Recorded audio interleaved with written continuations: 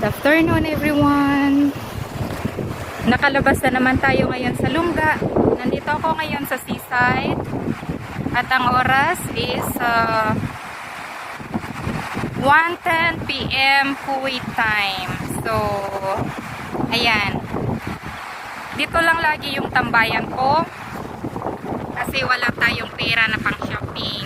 So, shout out sa mga anak ko dyan sa Pilipinas. Carlex Ramirez Cotayon. Tsaka sa asawa niya si Shane. Benbinen. Sa anak ko si Kelly Ramirez Cotayon. Tsaka sa asawa niyang si Julie Ituba. Sa mga po ko, Curtly and Viclin. Sa anak ko si Ayasafer Ramirez Cotayon. At saka sa aking bunso na si Ansara Gay Ramirez Patabendiga. Hello mga anak, I miss you all and I love you all. Ayan ang view natin ngayon. At shoutout din sa masugid kong tagapagnood sa mga boring videos ko, si Sir Randy Ranspeed TV Official. Ayan, yan yung view natin guys. At dito tayo ngayon sa seaside. Ayan. Ayan. Yung mga nasa sagip po ng videos ko, pasensya na lang po kasi hindi kasi po ako nag-i-edit ng videos. Ayan. Mga actual videos po yung mga na-upload ko. So,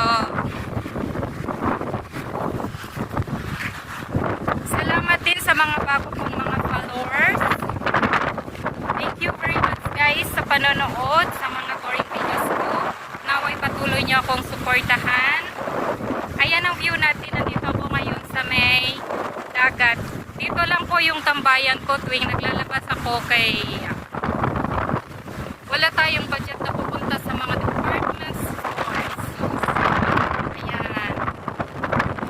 Masyadong malakas yung hangin. Tapos low tide din ngayon pero yung halo ng tubig ay super ganda.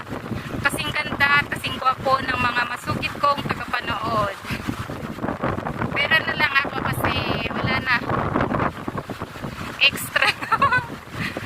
So, ayun lang guys. Salamat. Ingat as always and God bless us all. Hanggang sa muli. Thank you.